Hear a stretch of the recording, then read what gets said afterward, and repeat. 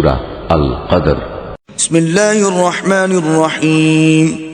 রহমান রহিম আল্লাহ তাআলার নামে। ইন্না আনজালনাহু ফি লাইলাতিল কদর। আমি গ্রন্থটি নাজিল করেছি এক মর্যাদাপূর্ণ রাতে। ওয়ামা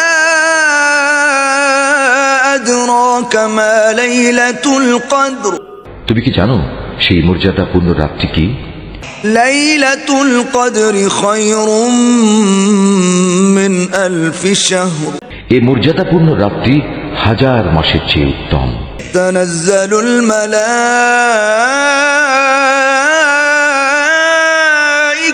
ওয়ার রূহু ফিহা বিইذনি রাব্বিহিম মিন কুল্লি আমর।